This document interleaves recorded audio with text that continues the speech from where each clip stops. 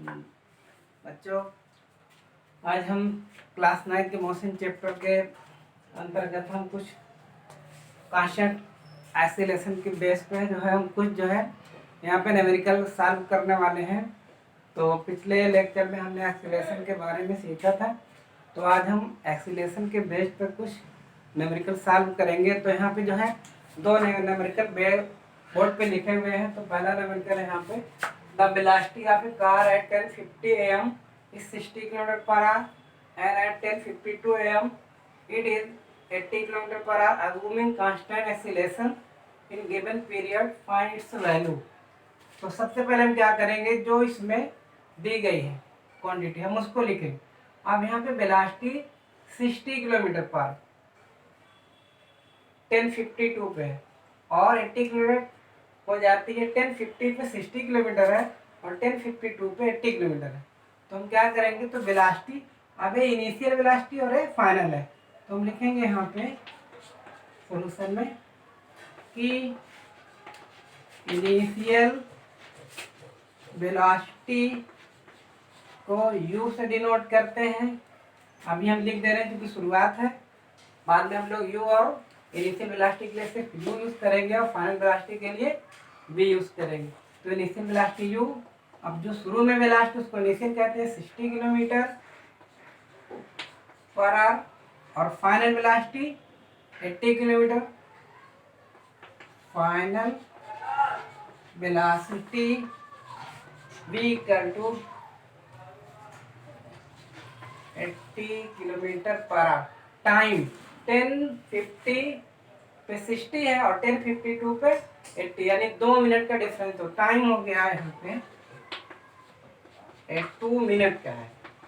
अब इसको अगर हम आर में बना, चूंकि ये किलोमीटर पर आवर में है तो मिनट को भी हम आर बनाएंगे, यानी तो 1 मिनट में 60। तो इसको क्या करेंगे, 2 को 60 से डिवाइड करेंगे, ये हमारा हो गया आर। तो हम क्या करेंगे, ये हो गया, इसको डिवाइड करेंगे तो हो गया 130 आर।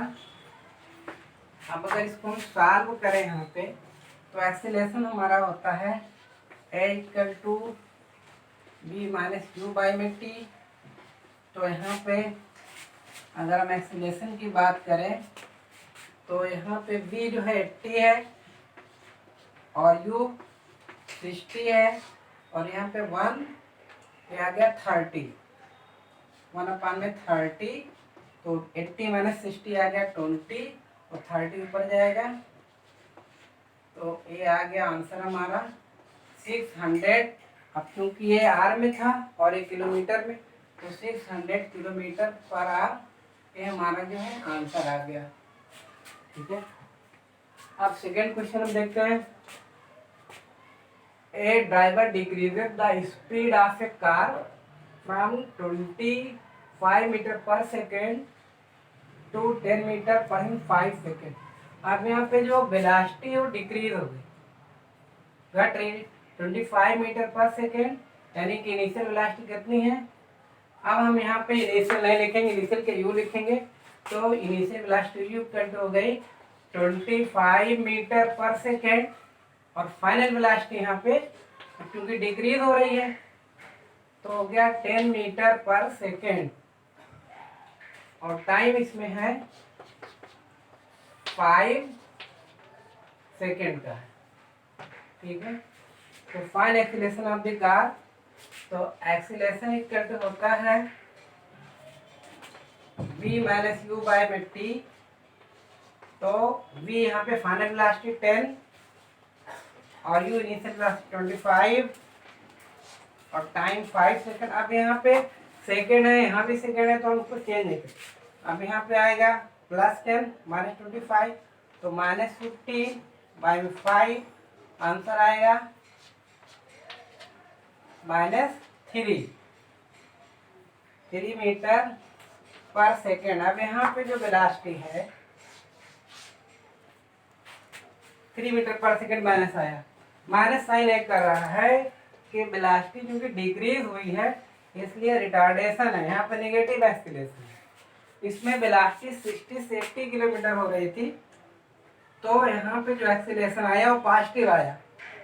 ठीक है, और इसमें वेलोसिटी डिक्रीज हो रही है, 25 से 10 हो रही है, तो यहाँ पे एक्सीलरेशन निगेटिव में आया।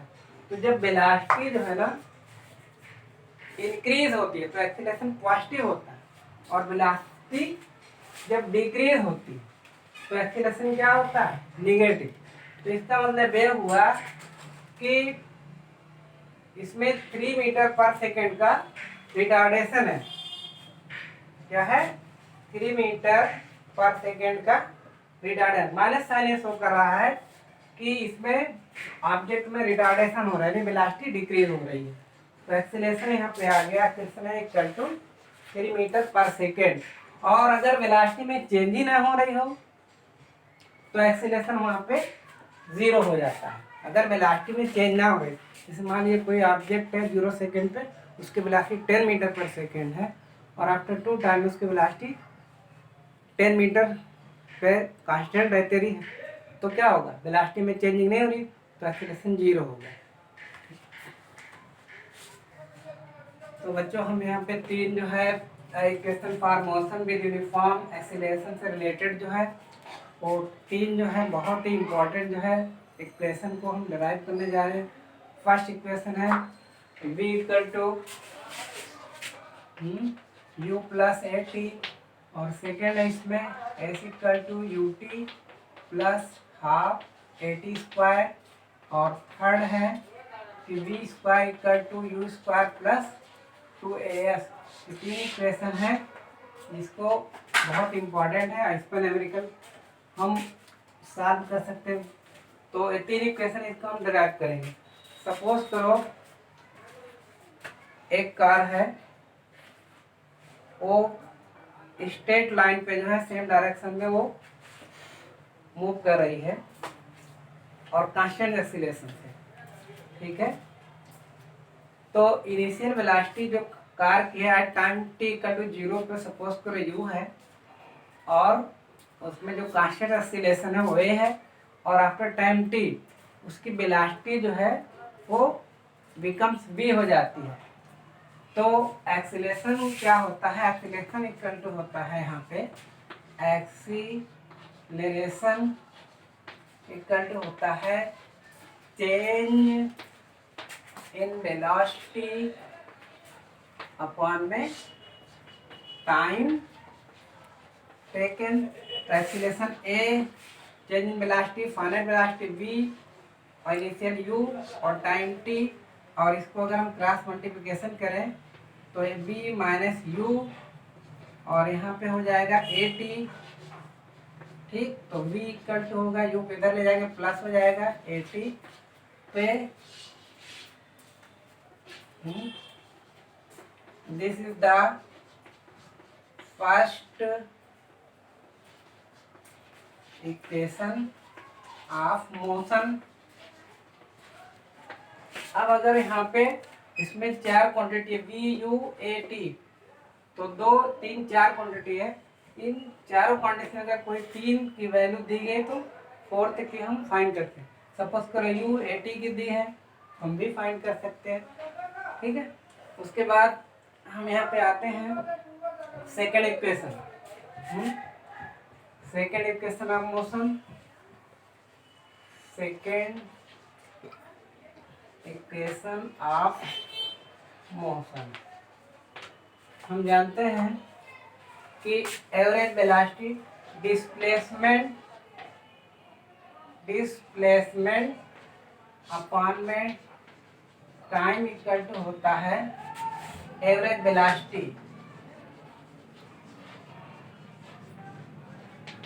एवरेज वेलोसिटी होता, अब एवरेज सपोज करो हम एवरेज वेलोसिटी लेते हैं कि इनिशियल वेलोसिटी स्टार्टिंग में u होती है, t टाइम के बाद उसकी वेलोसिटी v हो जाती है, तो हम वहाँ पे u ले या v ले, तो इसमें एवरेज लेंगे, एवरेज वेलोसिटी, ठीक है।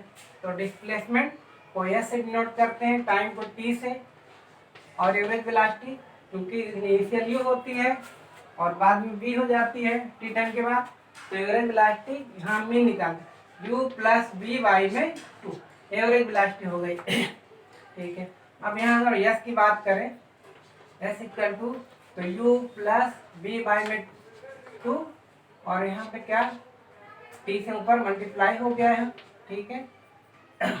ये हो गया। तो एस इक्वल टू अगर हम करें यू, बी की वैल्यू यहाँ से b equal to you plus A t ये पुट कर देते हैं, b equal to you plus A t अपान में 2 इंटू टी। तो यहाँ पे अगर हम मल्टीप्लाई करें यहाँ पे हो जाएगा यू और यू 2u प्लस ए टी अपान में 2 इंटू टी है। तो अगर मल्टीप्लाई करें यहाँ पे तो 2u को t से करेंगे तो 2ut और ए टी को t से मल्टीप्लाई तो t और t स्क्वायर हो जाएगा ए टी स्क्वायर और अपान में 2। अब दोनों का डिनोमिनेटर एक है तो इसको हम अलग कर लेते हैं, ठीक है। तो 2ut अपान में 2 प्लस ए टी स्क्वायर अपान में 2, तो 2 से 2 कैंसिल हो जाएगा। तो यहाँ पे ut और प्लस 1/2 यहाँ पे कोफिशिएंट 1/t स्क्वायर। यहाँ पे हो गया हमारा, और नीचे लिखते हैं तो यहाँ पे हो गया ut और प्लस कोफिशिएंट 1 तो 1/2 ए टी स्क्वायर। तो ये हमारा हो गया s equal to, this is the second equation of motion, this is the second equation of motion. अब अगर टाइम के साथ साथ डिस्टेंस दिया गया है तो हम इस इक्वेशन को लगा के न्यूमेरिकल सॉल्व करेंगे। तो इन दोनों को टेक स्क्रीनशॉट, उसके बाद थर्ड इक्वेशन। तो वही बच्चों थर्ड इक्वेशन हम देखें मोशन का क्या है। थर्ड इक्वेशन ऑफ मोशन यहाँ पे है, तो हम फ्रॉम इक्वेशन फर्स्ट हम पहले इक्वेशन का यूज करेंगे v equal to you plus A T. तो हम यहाँ पे v माइनस इसको u यहाँ पर करेंगे तो आएगा हमारा क्या, यहाँ पे ए टी, ठीक है। और t की वैल्यू अगर हम निकालें यहाँ से, ठीक है, तो हो जाएगा v माइनस यू, ए इधर आ जाएगा, ठीक, ए है। तो इक्वेशन फर्स्ट। अब यहाँ पे हम आते हैं डिस्प्लेसमेंट। डिस्प्लेसमेंट इक्वल टू होता है एवरेज वेलोसिटी इनटू टाइम। तो एवरेज वेलोसिटी यहाँ पे होगी displacement s, average velocity u plus b by में 2 और टाइम t है। तो s equal to you plus B by में 2 और t की वैल्यू यहाँ पे हम रखते हैं यहाँ से, ये हो गया v माइनस यू बाई में t की वैल्यू फ्रॉम फर्स्ट से रख देते हैं, पुट कर दें तो यहाँ पे ये हो गई। अब एक ब्रैकेट में v प्लस यू है, एक ब्रैकेट v माइनस यू है, तो इसको हम क्या लिख सकते हैं, A B square minus U square हो जाएगा, ए प्लस बी और ए माइनस बी, और यहाँ पे 2a, यहाँ पे s हो गया। आगे देखिए यहाँ पे क्या हो जाएगा, cross multiplication 2as equal to हो जाएगा B square minus U square, ठीक है। और यू को इधर कर दें, यहाँ पे लिख दें तो यहाँ पे हो जाएगा इधर। तो अगर हम करें बी स्क्वायर इक्वल टू, तो इधर है क्या हमारा 2as, जब इधर हम कर देते हैं यहाँ से, तो यहाँ बचा हमारा B square minus U square equal to 2as, तो बी स्क्वायर इक्वल टू और इधर जाएगा तो होगा यू स्क्वायर माइनस प्लस हो गया 2as। This is the third equation of motion. तीन इक्वेशन है, तो फर्स्ट सेकेंड थर्ड तीनों के ड्राइव हो गया। अब न्यूमेरिकल में हम कहाँ लगाते हैं?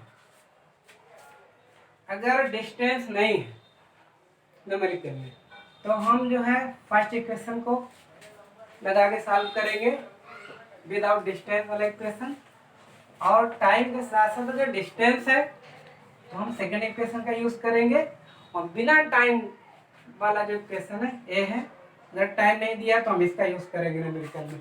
तो टेक अ स्क्रीनशॉट।